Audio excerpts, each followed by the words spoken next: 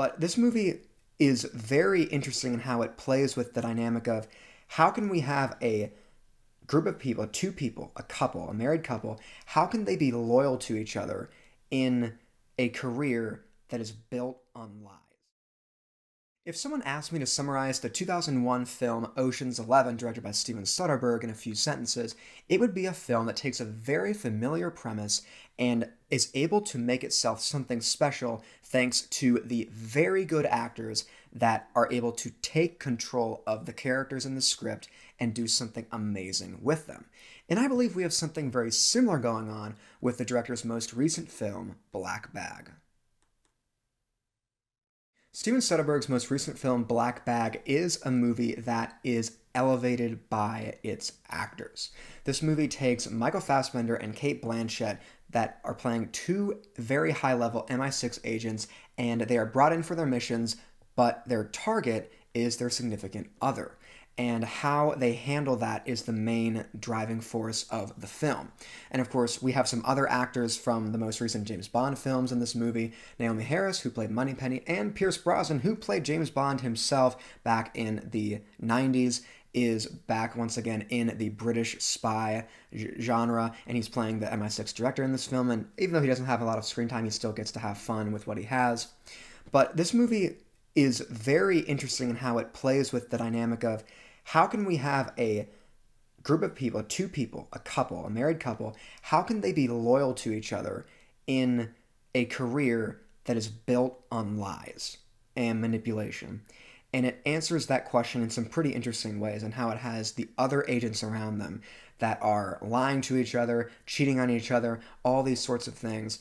And these two characters are, in a weird way, making it work, and they're trying to navigate how they can deal with each other, how they can be a couple but still be good at what they do. But my main problem with this movie is that the way that it's structured, the second act doesn't feel like it was quite there. And what I mean is that the middle of the movie feels like something was missing. A chunk of it was cut out. Maybe one more sequence was just cut out. There's a moment in the film where both Michael Fassbender's character and Cate Blanchett's character, George and Catherine are their names, they find out that they are being set up against each other. They find that out, and then within minutes, within just a few minutes, they understand, okay, they talk with each other, okay, this is what I'm set up to do, this is what you're set up to do, how do we solve this? How do we solve it as a team? I think there should have been a longer time between when they find it out and when they decide to team up.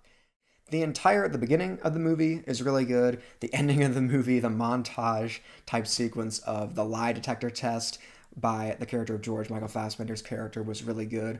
The final sequence was also really good. And how the movie, again, it wasn't really like a twist of who the villain was going to be, but they kind of set it up of like, okay, is it going to be Catherine? Is it going to be Pierce Brosnan's character, the MI6 director? Is he the one who's behind all this? Or is it one of the other agents? And when the twist does happen, you can kind of see it coming, but they kind of set up to where it could have been any of them. But when you see who it was, okay, you do see how it does make sense. Steven Soderbergh's spy thriller takes the premise of a husband and a wife trying to remain loyal to each other and puts it in the context of espionage, and it questions how can these people be loyal to each other in their relationship while they are both in the same line of work that is fundamentally about deception, lying, stealing, and performing for everybody pretty much at all times. The movie does, however, have some issues with its second act, in that it feels very condensed, very rushed, and the movie probably should have been longer than it ended up. The movie is still a must-watch for any fans of the spy genre, and that is why I will give Black Bag a 7.5 out of 10. Hello everyone, and welcome back to Movies with Michael. If you enjoyed this movie review, you can show it by leaving a like on this video and comment down below what you thought about this movie. Did you love it, did you hate it, or was it right there in between? You can tell me all that down below in the comments section, and please remember to subscribe to this channel and click the notification icon to be notified about my latest videos. That's all for now, and I'll see you all next time.